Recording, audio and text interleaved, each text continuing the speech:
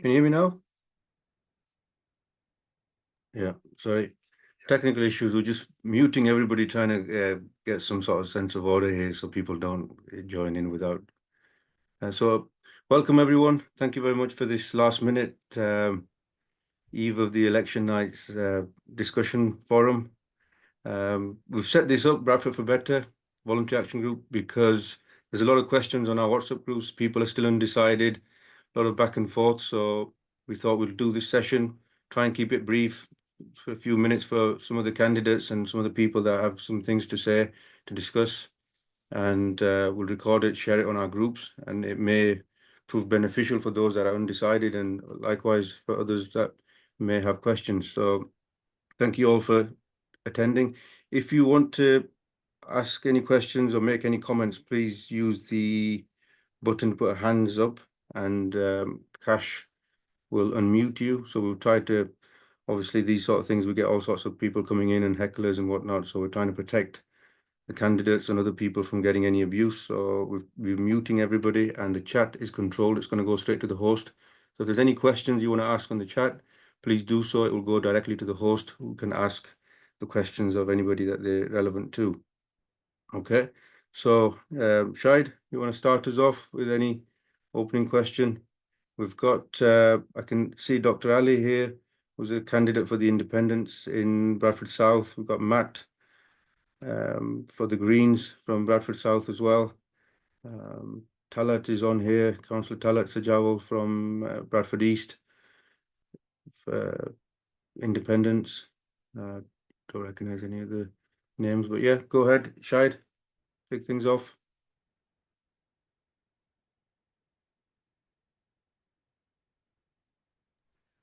Thanks, Sohail. Yeah, that's a really good start, I suppose. The key thing is probably to say that this is a conversation between people, so we don't want it to descend into chaos and people shouting all sorts of obscenities to each other. It's just really to help people think a little bit about who to vote for. So I suppose one of the first key questions could be directed to anybody who is standing in elections, is to say, what would you say is the top issue affecting Bradford's residents, and how do you intend to address those issues? So that could go towards anybody, and if you can, please keep it as brief as possible. Anybody who wants to answer, just raise your hand and Cash will provide the platform for you to speak. Who wants to go first? Dr. We'll Ali, go to Dr. Liana Ali here first. Yeah, just thank you. So thanks for the invite. I will have to dash off in about 15 minutes just because I have a prior meeting at 8:30. But just so what I will do is I will say that, look, in the short space of campaigning, the top issue, certainly in Bradford for me, was that actually Gaza was definitely top of the list. That's number one. In terms of issues locally, I think people are very upset about a number of issues. One, obviously, is the decimation of the city centre. The NHS gets a very frequent mention in terms of long waiting lists. That's a very national issue. And education actually featured a lot. The cost of living crisis as well, the cost of bills. And so I think in terms of my solutions to some of those would be that I'll come back to Gaza, because I think Gaza is very topical and I have quite strong opinions on that. But I think in terms of local issues, I think what Bradford has missed is actually an advocate for Bradford. And people get elected, they're sworn off to London. And I think, I will make a political point at this point. I don't think we've got any Labour councillors on here. Am I correct? Nor do we have any MPs. And I was blocked by Judith Cummings for simply requesting a hustings. I know I said we should have a hustings, and it's a pity we didn't. I think we should have done. The person who basically advocates for Bradford has to feel something for Bradford and actually basically ask for extra funding. I think we need to ask for accountability from our institutions. I think, as I understand it, the funding for education is about £1,000 lower than somewhere like Leeds, for example. So the money is going somewhere, and I think there needs to be accountability as to where the spending is going. So in terms of the NHS, obviously, I think people should understand I'm obviously completely opposed to privatisation, further privatisation of the NHS. I think Tories and Labour will continue that process, and certainly Labour plan to reduce the waiting list using outside sources, outside sourcing. I think there needs to be much more affordable housing for people. But I think that so some people say, well, you're not talking enough about local issues. Well, the international issues I think play a very important role in terms of where the funding is going. So my view of this would be that, there is a cost of living crisis because actually they're provoking a war with Russia. We don't need to go to war with Russia. I oppose it completely and utterly. I have no beef with Russia. And I think that's affecting the gas supply. It's affecting basic energy prices. It's affecting cost of living. People choosing between heating and eating. On Gaza, I'll be very clear. I think that we have a huge issue. Yeah, sorry, there was a little bit of interference there. Can I just ask, what would you do to respond to the top issue that you've raised there then? So the top issue in terms of Gaza, that has been the top issue for me on the doorstep, actually, amongst all demographics. So firstly, I think that we need to stop basically this defensive posturing to Israel, and that has happened at every scale. So 25% of the British MPs are funded by the pro-Israel lobby, and that has a huge impact directly, actually even locally, because basically interests in the UK are diverted elsewhere, and they shouldn't be. We have no beef with other countries around the world that Israel has an issue with. So my thing would be that Israel, one needs to deal with Israel as it deserves to be treated. Israel is basic, and I'll be very clear. I've been very clear throughout my campaign. Israel is a terrorist entity. That's what I believe, and that's what I've been saying on the doorstep. And that's actually what the public sentiment is. We need to stop this nonsense that Israel has a right to defend itself. Israel has a right to exist. It has no right to exist on Palestinian land. It can exist elsewhere. I'd like to finish my point. So I think in terms of fairness, many Muslim residents of Bradford, feel that they do get, are treated badly, and they do, certainly with the Prevent program. The Prevent program is very biased towards Muslims. I would like it to be disbanded completely. I think it's outrageous that people are basically, prescribed as terrorists when they are simply expressing an opinion or a differing opinion. And I would say that, if that doesn't happen, then it needs to be extended to basically Jewish extremists who go off and kill babies in Palestine.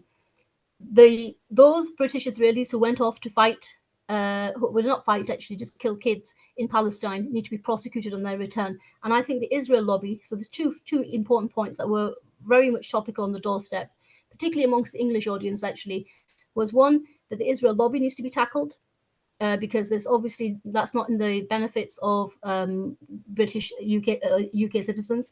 And secondly, they felt that basically there was a massive restriction on free speech. So the hate speech laws had gone too far. So people are being, basically being persecuted for what they say.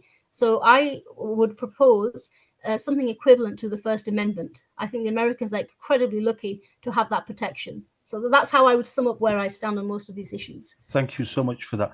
If I can invite either Matt Edwards or Talat Sajawu to come in as the next speaker, and if I can just say this, if I may, that all of us here, I can see the names, are in absolutely agreement with everything that you say about Palestine, and most of us, I can understand, have been campaigning and supporting the pro-Palestinian cause.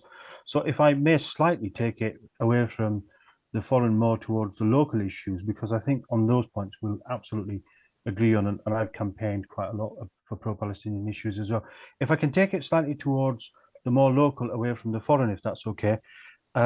I just want to focus on some of the things that we hear a lot through Bradford for Better, which is about things like antisocial behaviour, dangerous driving, and the lack of responsiveness from the police. These are issues that crop up quite a lot, and I just wondered if there's anything that any of the other candidates here want to say about those issues that they want to tackle locally and how they intend to do that. So the floor is either Matt's or Talat's, if that's okay. I'm happy to go next if you wish. Yeah, please do. So, I mean, the first thing I would just say is that the UK we are one of the richest countries on the planet. We are the 6th largest economy in the world, and yet we have nurses going to food banks. I know we have nurses going to food banks because I represent them. I'm an elected councillor. We have schools that are crumbling. We have an education system which is not fit for purpose. If you live in Bradford South, there is one school in Bradford South which is rated good by Ofsted, at secondary school, and that is appalling. Bradford is being let down when it comes to education, hospital appointments, trying to get. I mean, I speak to takeaway drivers who are doing runs to BRI, because people are waiting that long. It's absolutely ridiculous. We live in a first world country, and yet we have a system which is falling apart at the seams. when we're talking about the issues that you've raised, so again, antisocial behaviour, the police, a lot of that comes down to the fact that the UK has suffered 15 years of austerity. We've seen government decision to cut funding to cities like Bradford. Bradford's funding has been cut roughly in a third. The Bradford Council used to have a budget of around £1 billion. It's now we're now talking hundreds of millions. It's absolutely appalling, and that was a conscious political decision by the Conservatives. Rishi Sunak was bragging about it when he was in Tunbridge Wells. He told Conservative Party members in Tunbridge Wells, "I've cut funding to northern cities to give you more funding." And that's ultimately what we've been dealing with. And that's not just with our council, that's with our NHS, that's with our police service. So as a council, as a councillor, I represent BD4, Homewood, Biley, two of the places in this city with some of the worst problems with antisocial behaviour, some of the worst problems with crime. I've challenged the police on this to do better, and we now have something called, and we have an operation specifically to deal with antisocial behaviour in my ward, because I've challenged the police to do better. I've argued for funding for my ward. So my ward has funding that no other ward in Bradford has, because I argued for that. And that's what ultimately you get with me, someone that won't let things lie and someone that will fiercely stand up for my area. When it comes to some of the other issues people are facing, the cost of living crisis, obviously, that is so many different elements to it. Housing, even in places like I know people that are in. I've lost track of the amount of casework I'm dealing with people living in houses where they're dealing with mold, damp, repairs that aren't getting done. And we know this isn't just inconvenient, it's not just unpleasant, it's deadly. There are people dying because they're living in homes that are moldy, and yet we have housing associations that won't tackle that.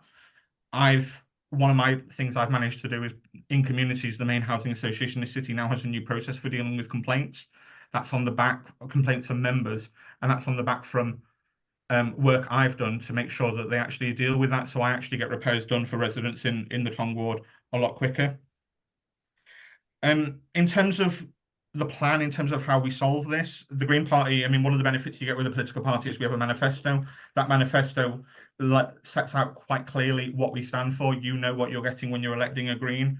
You know that time and effort has been put into not just knowing what the problems are. Matt, can I just interject? If that's can you hear me?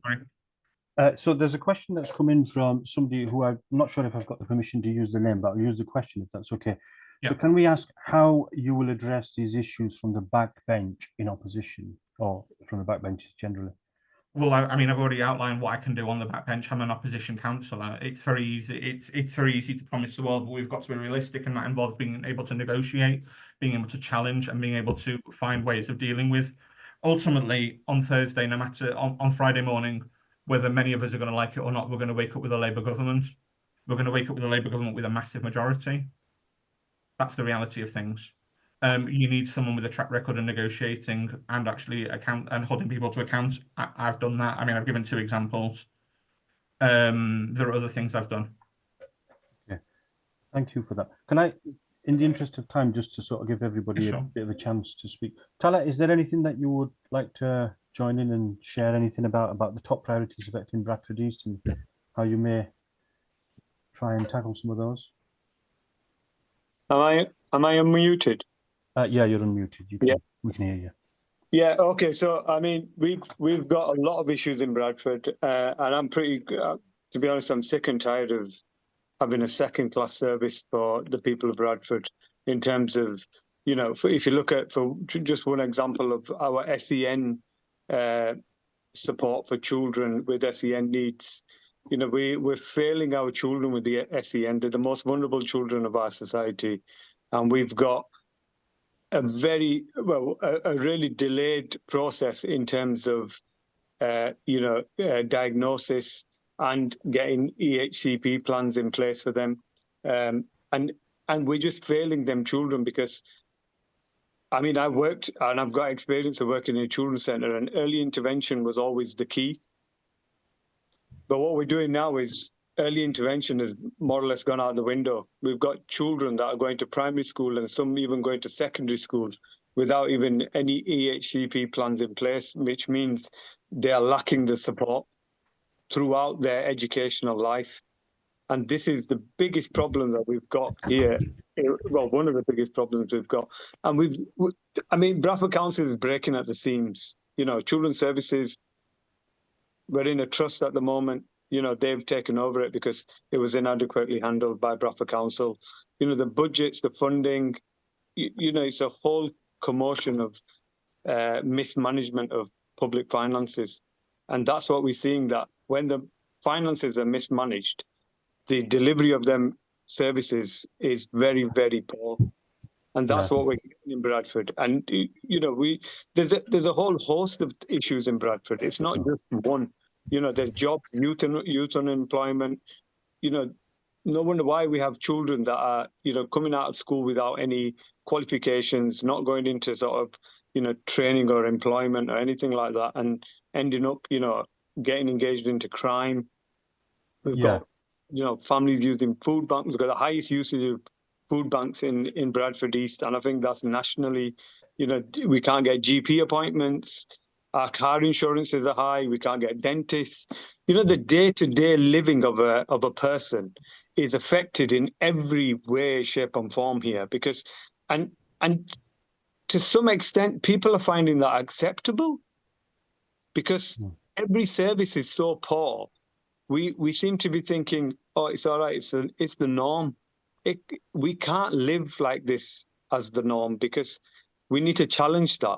And you know, we've got cost of living crisis. We've got highest usage of food parcels in the district. Well, in Bradford East, we get charged higher car insurances than anywhere else. Yeah. Talat, can I ask you a question? And Rihanna, if I'm going to come to you because you've got your hand up, so apologies for the delay. There's a question here that's come through, which I'll just read directly. It says, without recourse to funding and influence over policy making, how will independents secure change in any of these areas? So the question is, if you're not part of a political party as such, how will you have any influence over policy and securing funding? If I can ask that to Talat first, and then also possibly to Rihanna as well. To be honest with you, as an MP, you'd be able to do as much as anybody else. This is some sort of a myth that people are trying to portray, that, you know, an independent MP doesn't have any power, doesn't have any clout, can't do anything. Look, I'm an independent councillor, and I've been an independent councillor for the last 8 years. You know, and the thing I faced that when I became a councillor as well. But when people see your work on the ground and see that you're accessible to the public, you're there to address the public needs, you're there to address any issues that people have on a one-to-one basis, you know, people eventually start seeing over that and start seeing, actually, is this person effective? You know, we've had, I mean, that same question can be asked to anybody. But Jeremy Corbyn, for example, is standing as an independent MP. With all the experience he has as an MP, he'd be the first person to step down thinking, oh, I can't do anything as an independent MP. But he knows that he can. You know, he knows that he's got that, he's got that political maneuvering to do something as an independent MP. Thank you for that. You know, Thank you for that answer. People don't talk about it, but I think there's about 16 or 17 independent MPs in Parliament who very rarely get a mention. Yeah, so you don't think this will hamstring you in any way? So thank you for that answer. Rihanna, if I can go back to you because you've got your hand up, I just wondered if the point still stands. Yeah, no, so let me first of all just address this point about the independents not having any clout. So I agree with Jared, and I'll actually just make another point to that. It's actually a bit of a fallacy to think that it's more, you know, the duopoly that we've got in Parliament and a couple of other smaller parties is actually not actually democratic. It's actually more democratic to actually have more independents in Parliament, because there's actually direct democracy in play. So, you know, I, as an independent MP, would have no chains around my neck as to what I say, what I think. In fact, I would more likely represent the public sentiment, the public opinion, as opposed to a Labour, Tory, a Green MP, perhaps, you know, who will reflect, who may have an opinion, maybe even a strong opinion, but will basically be leashed by their whip and have a whip withdrawn if they cross the line. So actually having independence where you actually do a similar job, you're responsible for your constituents, is actually more democratic in Parliament. So second, the other point I just want to address, because I do have to go, I'm going to be late, was just actually in terms of those issues that you mentioned about dangerous driving, antisocial behaviour. And I'll just add to Matt's point of view. Yes, there's been a cut in funding, but I tell you this from personal experience. There is another aspect, and that's basically accountability in the police force. So for example, you write a tweet and the police will be at your doorstep, okay? Get burgled and they're not there. Have antisocial behaviour. We went to Whipsey, for example, to have a look at the issues with policing. Now that's something I think that's probably fairly easy solvable in a inexpensive way if the police were on board. So I think it's about engaging the police officers and actually ensuring that they get the priorities right. And I don't think John Robbins, the Chief Constable, has done that. And I have spoken about that in one of my videos. The final point I want to make before I go, if you don't mind, is very quickly. Matt mentioned that obviously being part of a party is obviously, they've got a manifesto. Well, a manifesto that they can't implement. But the one point I would say to Matt is that what appeared on the doorstep quite a bit, particularly in Muslim and actually Christian households, was people were unaware of the Green support for the transgender ideology, and it was a big concern to parents. They don't want transgenderism in their schools being taught to their kids in schools, and you're very supportive of that. And there was no mention of it in your election leaflet. And I'm afraid it's a big concern for the Muslim parents, and actually many English parents. In fact, it was a very strong point of one English parent who said, "I don't want that taught to my kid," and I absolutely agree with him. This should not be in schools. Kids need to be protected. And they can make up their minds when they're 18, but until that point, they're children who deserve to be protected. Okay, thank you for that. I'm going to move us on, and I just want to remind everybody these questions that I'm asking are from a group of people who reflect the diversity of Bradford. So so these are not my own thoughts, but they're questions that will come to us. So the next question is, and anybody can sort of chip in and sort of raise their hand to want to answer it. If governments look after their own areas, such as levelling up and new hospital programmes, would we not be better off with an MP that reflects the party in power? That's the question that's coming. Anybody who wants to take that one?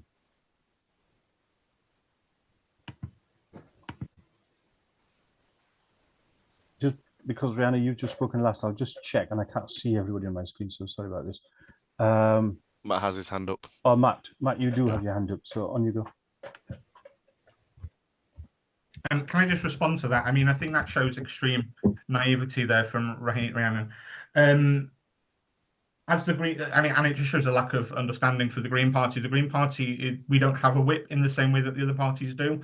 I am the only councillor in my first meeting in Bradford Council. I voted against my councillor group because it wasn't right for my area.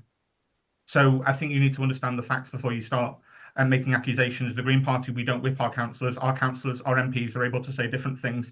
Caroline Lucas MP spoke out against Brighton Council when the Brighton Council did things she didn't agree with. As the Green Party are quite happy to foster differences of opinion. That makes us different, and that's why you get things why Green Party councillors do things differently. But can I just check then on that point, Matt? Then would you be comfortable in going against with the party line, as it were, for whatever the leader of the Green Party had said? Is that what you're saying? You'd be comfortable with doing I have done. Yeah. I'm a national transport spokesperson, so I have national clout already, and I do challenge my leadership on a variety of issues, primarily on to do with the transport system. So I have a track record of challenging local leadership, both publicly and privately, and actually bringing about change as a result of that. Okay, so yeah, I was just checking for really clarification. Clear on that. Thanks. So onto the point which I asked then, which was about governments looking after their own areas, and that being more conducive to areas where there is leadership of the government in that area. What's your response to that? I mean, that's just bad governance, but unfortunately, we know that the Conservatives do that. I mean, the example I gave earlier where Rishi Sunak was turning up to Conservative parts of I mean, that has actually been local government policies to divert funding from northern economies, northern cities, northern councils, southern councils. That's been happening. What it needs is an effective opposition to challenge that, and actually Labour have been completely willfully negligent on that. Greens have spoken up on that, and we will continue to do so. So again, if we're using Bradford as the example, so as an opposition council on Bradford, my ward has more funding for antisocial behaviour than any other ward in the city. And that's because I argued for that. The police have as I said, have a specific operation. My ward gets more funding, a disproportionate amount of funding for Bradford South, because I'm a good negotiator and I'm passionate about my area. I speak about my area at nearly every council meeting in Tallaght. As a councillor, will be able to vouch for the fact I do speak about Homewood, Byerley, Tong Village, Oakenshaw, Woodlands, the areas I represent. I will do that for Bradford South. Okay. I'm quite effective at shaming Labour into doing the right thing. Okay. I think, Rihanna, you've got to go, but you do have your hand up, so I'm just checking. Would you like a final point? Yeah, just very quickly. So I will just say that, yes, maybe the Greens are a little bit more vocal, but the point is at some point there will be red lines, such as the, Green councillor basically who was under investigation for a comment he makes. So that what I'm saying is there are some restrictions. Just in terms of the point about, What Green councillor, if you sorry, remember, Rihanna, what Green councillor? Sorry? What Green councillor? The Green councillor who was elected in Hare Hills, who made some So we're comments. talking about Mottin, who's my friend, and I designed his election material. Yes. I stood up for Mottin and I spoke about Mottin, and I told my leadership they need to back off him. I'm not talking about you. I'm talking about the fact that the leadership put him under an investigation. That's the point I'm making. The party put investigation. That investigations are not going anywhere. So that's not the point, though. The point I made was basically that actually, as an independent, I don't have a boss. You're not held to account, is what you're saying. You're not held to account. I'm not held to account. Sorry,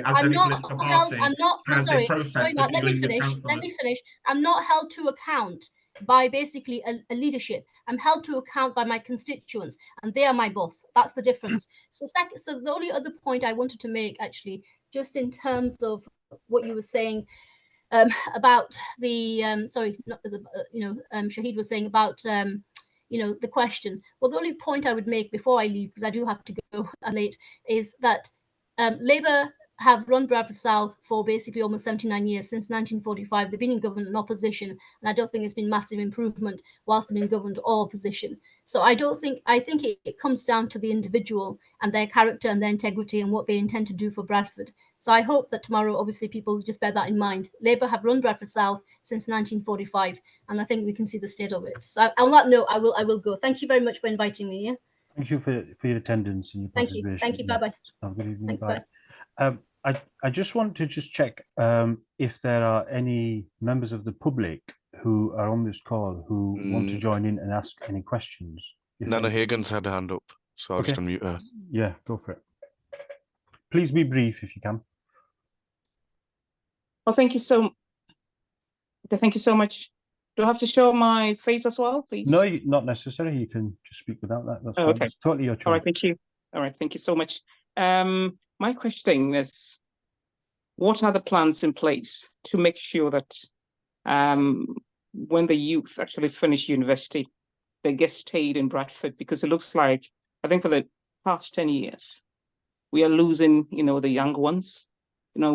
Right after university, they all moved down to the south, and we are gradually losing, the working, population here. So I just want to ask, what are the plans in place to make sure that the city becomes so attractive to the younger, the population, so that we don't just get the older ones? Yeah, I understand your question, and if I can, sorry for interrupting, but if I can overlay that with the possible concern that you have, then is the lack of investment and lack of opportunities for younger people, which is probably why they gravitate towards the south. And so, if that's the fair praisee of the question, I just wondered if Tallaght or Matt, or even now, I understand Khalid has joined the conversation. Yeah, because I'm so concerned, because like 15 years down the line, it was Bradford was so vibrant, shops and everything, but now you walk through the city center and most shops are closed, and it's a bit disheartening. So I want my children to grow, live here and everything, but at the state at which Bradford is in now, I'm so scared to say more people will just leave the city right after uni, and we don't want that. So if anybody can help me with what maybe they can do to make the city attractive. Yeah. So who wants to answer that question or that concern? feel free to unmute if you feel like you want to do that.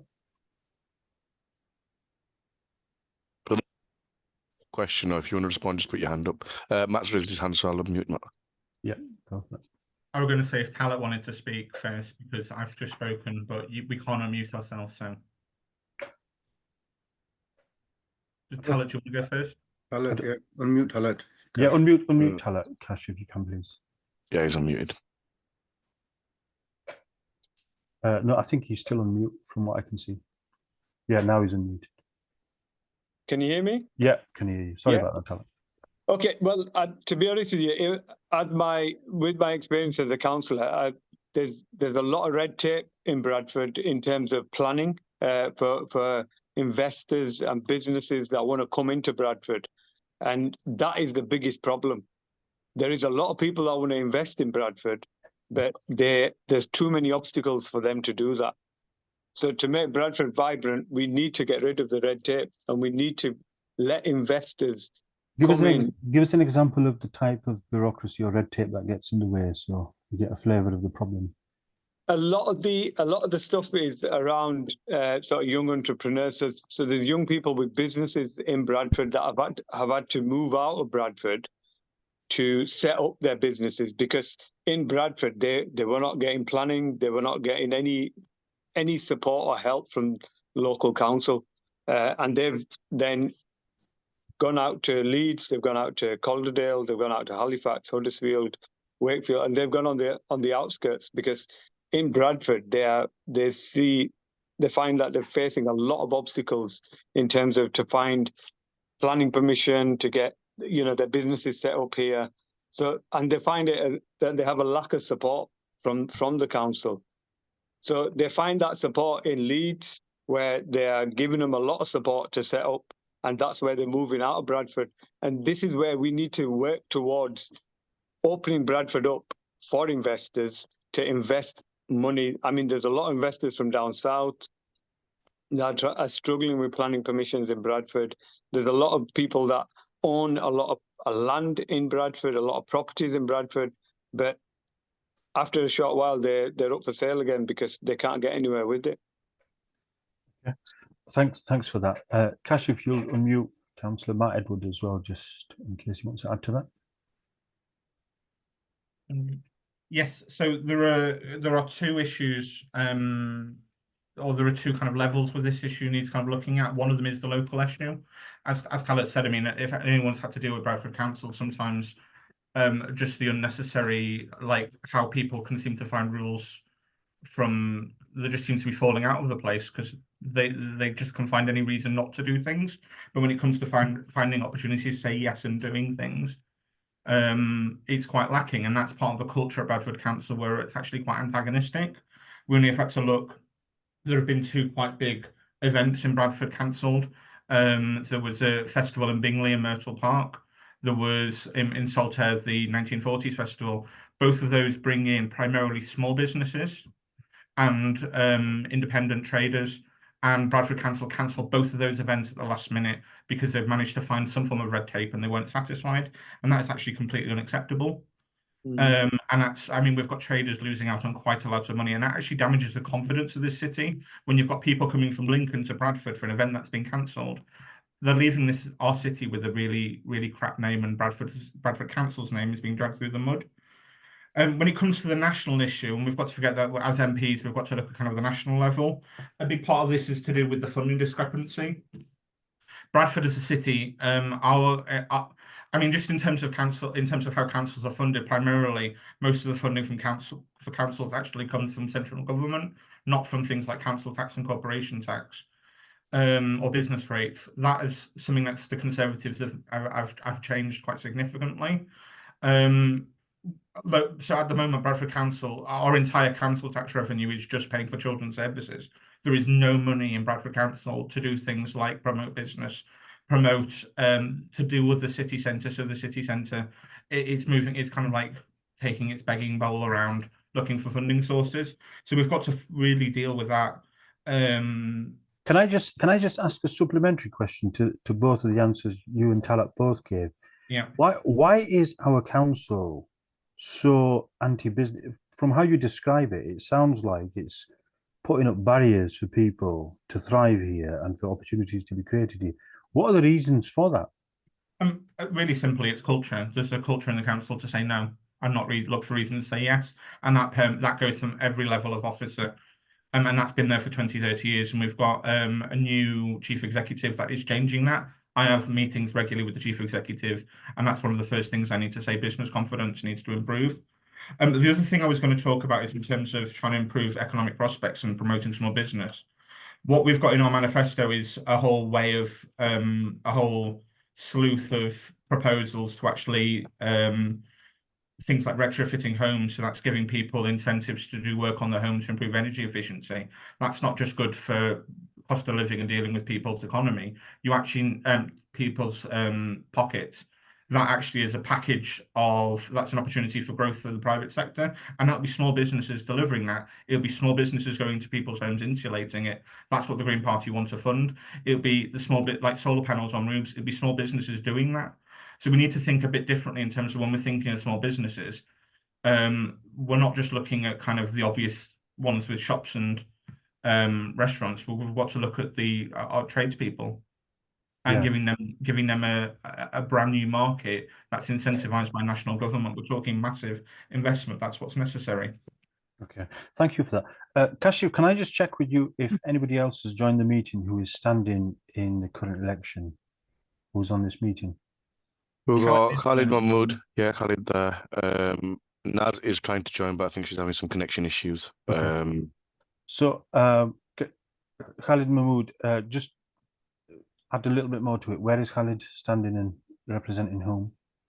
Bradford West Green Party, I think. Yeah. Okay. So, if I can move this on to health then, because there's a question that's come up, and perhaps we'll start with Khalid and then we can take it to open it to the floor. Khalid, the question is about health inequalities in Bradford. So the data is showing that people live on average about 10 to 11 years less in the inner city of Bradford compared to the outskirts, say Burnley and Wharfdale. And in the last 20 years of life, quality of life is quite poor. What do you intend to do, or what do you propose to do to narrow that gap, and how do you intend to achieve that? If he's there, Cash. He needs the muting.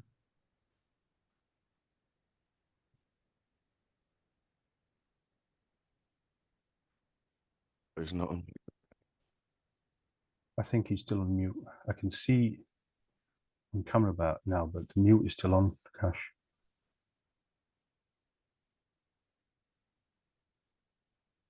Cash, while you sort that out, perhaps we give I think, Cash, you've unmuted me, but I think you need to unmute Khalid Mahmood. Khalid Mahmood. I've already asked him to unmute, but it's not. Here we go. Oh, now there we are. Yeah, he's unmuted now. Okay. Khalid, did you get the question, or do you want me to repeat it? No, I got the question. Thank you very much. Okay. And first of all, sorry for joining in late. And my name is Khalid Mahmood. I am a candidate for Bradford West on behalf of the Green Party. Just to introduce myself. And yeah, question is the environment, the healthy effect that takes place on our lifestyle, okay, that we live in, surrounded by inner city areas. And I think environment... You've managed to mute yourself again somehow. I don't know if that's you or if that's Kashif, but something's happened. Can you mute yourself, Khalid? Yeah, back on. Yeah, Khalid, carry on, but please keep it brief if that's possible. He should be. According to this, he's unmuted, so it should be fine. Oh, he's dropped off. Oh, right, he's vanished. Yeah, and probably has some connection issues. Just can I check, Cash, then, if there's anybody else who joins, if you don't mind just letting me know, because I can't see everybody, and because the way this is set up. Yeah, I'm keeping an eye on it. So I suppose the key question is, and this has been raised a number of times, and the data is showing it, that health inequalities are massive, and one of the crudest measures of that is life expectancy. It's not the only measure, but it's quite a key one. So what is the causes? We know what the consequences are. What are the causes, and how do you intend to address some of those for the areas that you'll be serving? So whilst Khalid is trying to join back in. Khalid is back. Oh, he's gone again. He's gone again. Sorry. So I think there's some technical issues there. He's back again. Let me unmute him. Back and forth, back and forth. Khalid's played hide and seek with us. The mic is yours, Khalid. Yeah, sorry, I think I had my WhatsApp ringing me, and somehow it rings around at the background, and it overtakes the Zoom call or the conference call. So sorry about this. No, it's fine. But I think you're going to try and tell us what you intend to do to narrow some of these health inequalities, Khalid.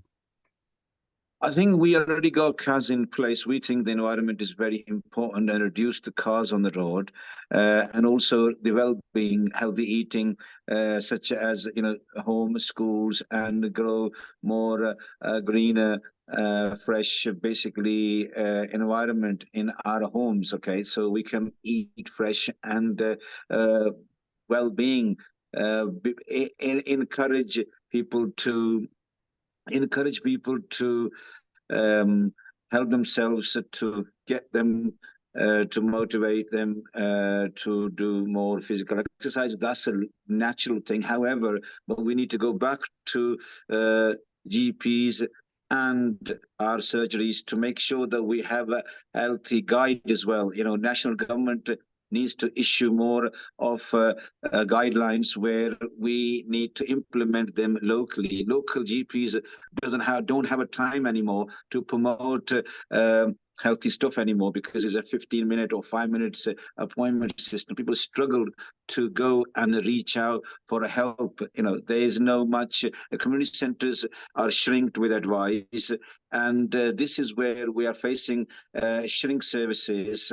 And this is where we think that those people live in the inner city area. They don't have a choice, where outskirts, countryside enjoy the actual environment, but we here, basically stuck within these issues, such as bigger problem we have is our too many cars on the road, and environment is just Thank you for that. Right, and healthy eating. Yeah. Have I understood this right? Has Talat left the meeting? Is Talat there? Talat, you have to go. Okay, that's fine. It was just a case of, I was going to ask, there's numerous courses, and some of those have been outlined by Khalid. One of the problems that we're experiencing quite a lot of is access to GPs. So what is the plan there to try and deal with that as an issue? Because often we hear people talk about access to GPs is a little bit of a nightmare. Do you want me to answer that? Yeah, Matt, if you don't mind. Can I just elaborate a bit more on, in terms of something that Khalid was saying, and then I'll come to the GPs. So, I mean, we've got to be realistic. The NHS is in crisis. It's the biggest crisis it's been for a long time, and actually, it's been in crisis for since the end of the Labour government. And that's a result of a deliberate political choice by the Conservatives to underfund the NHS. And to spend all their time dealing with or trying to direct the blame from that lack of funding. But health is much more than the NHS waiting list. I mean, the reason we have our waiting list in Bradford is so bad is because of poor health, and that comes down to things like the fact that many people are living in homes that are not fit for purpose. The air pollution in the city is illegal. That is why we have the CAS. If you live on Tong Street, for example, one of the most polluted roads in the city, polluted and congested, you will live 10 years less than someone living 300 meters behind them in Homewood, where you're already living less than people in Byling. They're statistics I deal with on a day-to-day basis. When it comes to primary care, so things like GPs, the Green Party, I've been quite clear with this. We think we need to invest in GPs. So that means increasing the funding for primary medical care. We want to see that increase quite significantly. We want to reduce the administrative burden on GPs, giving them more face-to-face time with patients. So things like that is a really simple one. Could be doctors in hospitals being able to make the referrals without having to send them back to the patient's GP. We want to see capital investments in GP surgeries. That's all going to cost a lot of money. How we propose paying for it really simply, people in this, the tax burden in this country, so who are paying the tax is disproportionate. The people on the lowest incomes are paying proportionally more tax than the people at the top. We want to fix that, have a fairer tax system with the people, the multimillionaires, the billionaires are paying more tax, and that will be a direct investment in our NHS. The Green Party are the only party really talking about that. We are the only ones that really want to pump quite significant amounts of money into our NHS, and we've got a spending plan to prove that and to back that up. Yeah, thank you for that. Sohail, is there anything that you'd like to add to that as a point? So Sohail is a GP as I was well. going to say as a GP. Yeah. Yeah, no, there's obviously a lot of issues with access. It's worse, seems to be worse. I work in Halifax, and it seems to be worse in Bradford, in the city, for some reason. So a lot of it is kind of local issues. It's not, there's only so much the national government can do and make those changes on a national level, funding wise. But a lot of these issues are local issues in terms of infrastructure, in terms of numbers, GPs, which really I don't know what MPs can do about that. From my experience, you can't kind of change the training program. There's a lot of technical stuff out there. So, but during COVID, it became clear Bradford, especially West and East, were one of the hardest hit because of the demographics that we have in these areas. The highest numbers in terms of deaths from COVID, the numbers in COVID infection. So that is a concern because inevitably this is COVID it's endemic now. It's in the system. We're good. I hope not, but there's a high chance that maybe another pandemic within the next 5 to 10 years. And the question would be, are we ready? Are we resilient and robust enough as a community to handle that? Or are we going to be replicating the same, God forbid, the same sort of numbers that we've had previously? And that is a concern. And are we really there? And what are our MPs going to do about it? Yeah, these are crucial matters, and they often creep up in all sorts of conversations that we have as part of our conversations with people about access to GPs, especially in the Bradford East, but I'm sure it's true in Bradford West and elsewhere as well. So the other thing, it'd be I just want to open it up to if anybody else has got a question who's attending, who is on this call right now. Anybody who wants to chip in and ask any questions, feel free to do so now.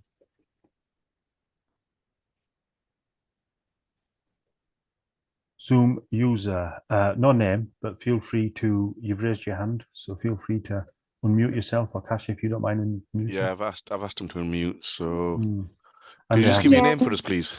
Yeah, it's Sugra. Sorry, it's how I joined it. It comes up as Zoom user. I think we're still waiting for somebody to join us from the Labour camp. But I've obviously health is a massive area of interest for me personally and professionally. So one of the things I've been looking at is what plans Labour or any other party would have for the NHS. So in terms of sort of my research, and I think what will then also have an impact on GP access. The Labour have promised to cut NHS waiting times with 40,000 more appointments every week.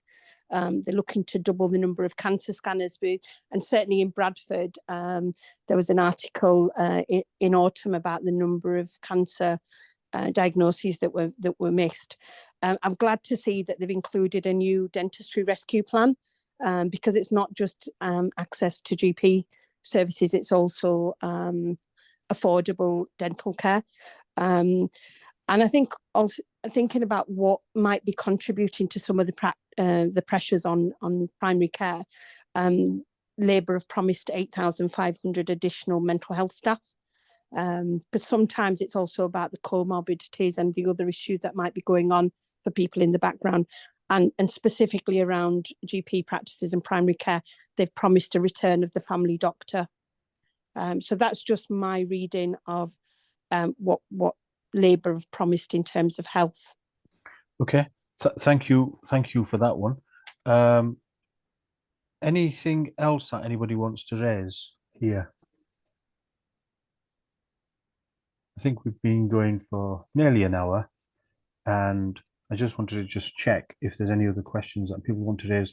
One of the questions that sadly there's nobody here from Labour to sort of represent themselves in answer to this question. But this is the elephant in the room type of question, and I just want to sort of put it out there because it has appeared several times. It is basically, and I'll be blunt in how I ask it, a vote for Labour is a vote for Keir Starmer, and we're not in agreement with his stance on Palestine. And I just wondered if anybody from Labour, how they would respond to a question like that, but we don't have anybody here to answer that question. I just want to check on the list of questions that are coming in from Kashif, which have been forwarded to me about other things. No, we've done CAS charges, we've done green issues. One of the questions that Matt, sorry. I was just going to say on CAS charges, because I think we've talked about it from a health perspective. But I mean, this is actually one area where I did actually vote differently than my party. For me, one of the fundamental issues with CAS is where it's targeted. The CAS for the charge is targeted at, if you like, the lowest contributor to air pollution in our city. What contributes to air pollution in our city is we've got big HGVs coming from big business, buses, and those sorts of things, and that's where the CAS should have been targeted primarily. And actually, the communication with taxi drivers, with small businesses, and the Bradford Council really dropped the ball on making sure that those people were prepared for the CAS. Okay. And that's something where I did challenge Labour quite significantly on. So I have a small business. Yes, I don't have a van, but I have a small business. You can search for my small business on Companies House. I received nothing from Bradford Council on the CAS. I only knew about it as a councillor. And there are many small businesses in that similar situation. So I think it's really important when we're talking about the CAS. The package, we need to address air pollution, and private vehicle use is actually a big contributing factor to that. But it's making sure it's not disproportionately impacting the lowest incomes, and small businesses are already struggling. Yeah, and whilst we're on green type of issues, this could be for Khalid or for Matt. One of the key concerns that have been raised is the number of empty buildings in and around Bradford. Whilst at the same time, those are remaining empty, there are big plans to develop on places where children are playing, green spaces, playing spaces. How did that happen, and what do you intend to do about reversing that trend? In other words, bringing into use buildings which are not currently used and stopping green fields from being concreted over so children can play on them. Would it be fair to let Khalid have a first bash? I was going to say, Khalid, did you want to go at it, or do you want? I mean, planning is one of my topics, but if Khalid wants to have a go at it. Khalid, you're unmuted, so on you go. Yeah, no, that's fine. Well, I think, again, it goes back to the Bradford Council, okay? The council is run by the Labour, and the Labour portfolio holders are just interested in their positions, and I have a big question about their competency, whether they have the right background to manage these portfolios. And this is where Bradford City turned to be a ghost town. There are so many empty buildings, and they actually are in the middle of it and disposing over 100 or around 155 buildings just to meet meet their financial kind of shortfall, where they claim that the central government is basically imposing cuts on them. Now, these derelict building or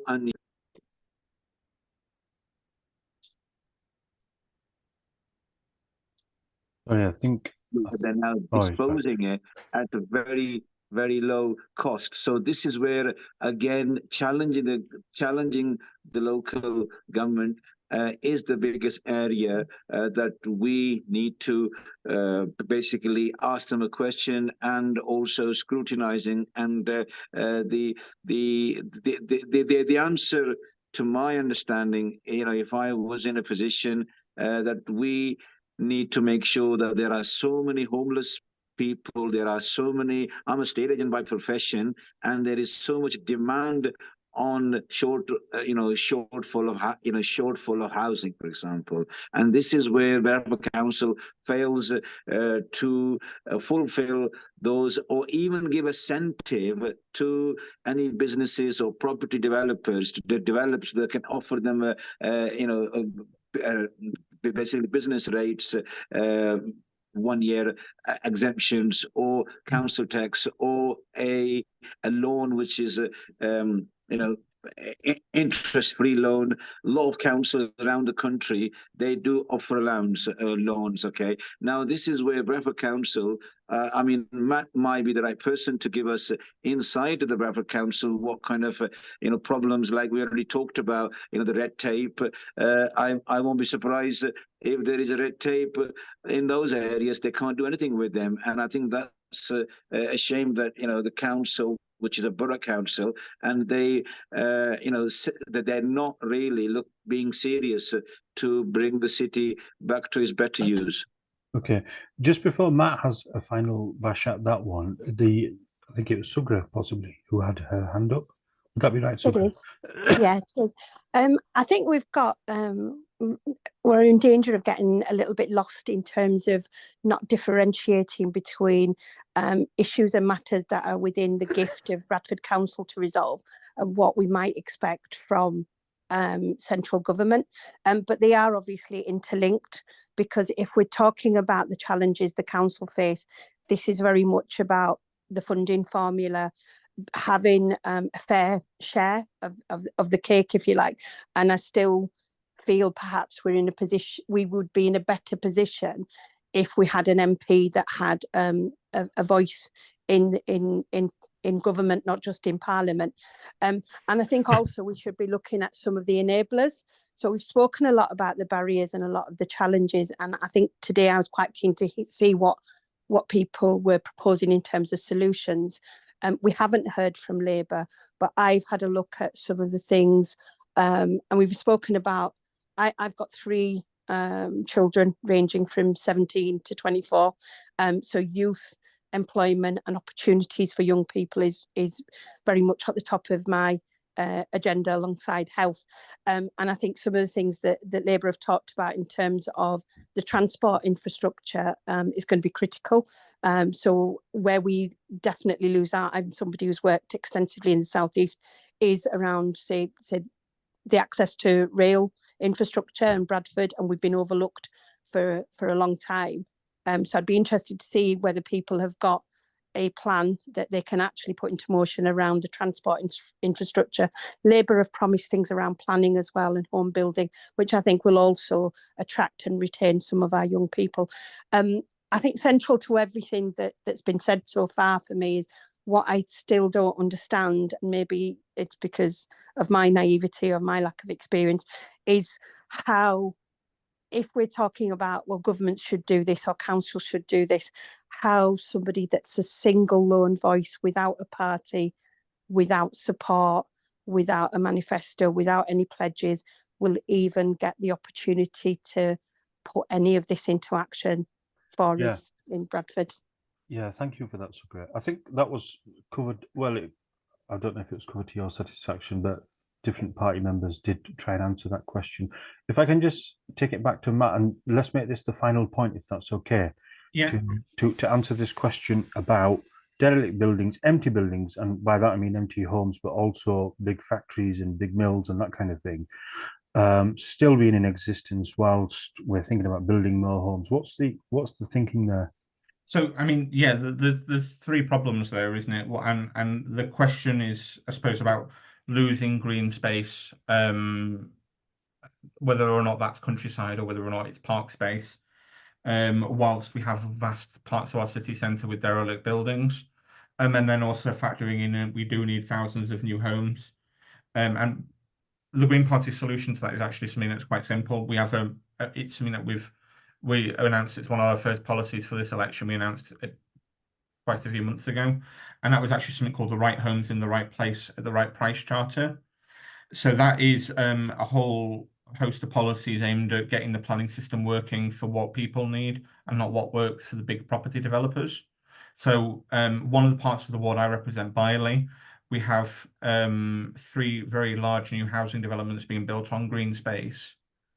There has been no infrastructure investment in the road network. The public transport was inadequate, will continue to be inadequate because there's no investment in that. And that's a massive problem. And what's actually being built isn't necessarily the houses that people in that community need. So, I mean, our solution to that is actually overhauling the planning system. So developers have to take into account local infrastructure needs. That there is incentives to build on brownfield sites, and at the same time disincentives to building on greenfield sites, unless there really isn't an option in that area. I mean, from Labour, I mean, there's no one from Labour here, but one of the things we all need to be really careful about with Labour, specifically in the planning sphere, Labour are actually proposing massive changes to the planning system, which will actually reduce regulation. We've already seen massive loss in regulation where communities lose out. So if a planning application goes through at the moment, and it goes through, the local community don't have a right to appeal that. That's what happens now. The developer, if the application is refused by councillors that represent that area, they can then take it to London and then get the option to appeal it. So the planning system already is rigged to favour the big property developers. Labour actually want to deregulate it even further and actually give local people even less say, and it will open the green belt and vast areas of green space for even more development. The final point I just want to say, and this is sort of where it comes to, there is a bit of overlap between council and government. So every local authority has something called a local plan. In that local plan, it sets out the kind of the housing need and what the council think is necessary for the city. Bradford's currently in the process of doing that. Our local plan is late. The council have been completely inept getting this council ready, and we actually don't have one, which actually sets our council up for having to approve applications that don't make any sense. One of the things in that is actually it sets out what type of houses our communities need. I sit on a working group which scrutinises the local plan process, and one of the things I've highlighted was the fact that we're not taking into account there are community differences. What, say, for example, South Asian families may need from a house is completely different from what some white families might need from the house. In terms of location, in terms of bedrooms, in terms of potentially even having things like granny flats in built. That's just being completely ignored now. Yeah, I sit on that committee. I was the only councillor to say anything. There were 3 Labour councillors who just basically sat there and was like, "Oh, what's that?" Yeah, they don't understand what they're doing. So, Matt, thank you for that. I did say that was going to be the final word, but Sugra's got her hand up, and I think it would only be polite if I gave her an opportunity to say the final word then. Kasia, if you don't mind unmuting Sugra, please. No? Is that not happening? I've asked to unmute. I'm just waiting for a response. Okay. I don't know. Do you want to unmute yourself, Sugra? Yeah, thank There you. you go. Yeah, I was just going to say, I'm a parish councillor, so we've been waiting with bated breath for the finalised local plan, but we've already had some input into looking at what our sort of housing needs are likely to be. I was having a look at, and obviously, I live in the Green Belt, and obviously there's been many headlines about Labour doing away with the Green Belt. I'm not sure then why then within their manifesto they've got a point around golden rules and councils being required to prioritise building on brownfield sites and poor quality areas in the Green Belt, which they're going to dub grey belt. So they have previously pledged to override some planning rules. And I think it's that, isn't it? We need to, during this call, we've had the conversation about too much bureaucracy, but then we've also said we don't want to see some of the rules eroded away. And I guess we need to be clear about where those lines actually sit for ourselves. But there's a lot to go into, isn't there? But yeah, there is. I think it's been really helpful to hear directly from the Green councillor in particular. Really good to hear what the work that you're doing, and this call's been tremendously helpful Thank you for your contribution, cement Sugra. And I'm really grateful to Matt, to Khalid, to Tala and Rehana earlier for joining us. I think the whole point of democracy is to be able to talk to people and share your views and have questions answered, and you've all done that. So thank you for attending today. And we'll end it there, and I'm sure we'll have further conversations along the line when elections appear and people need to decide who to vote for. So that's the end of it, and thank you for everybody attending today. Hopefully you found it as helpful as I have and as Sugra has, and see you the next time.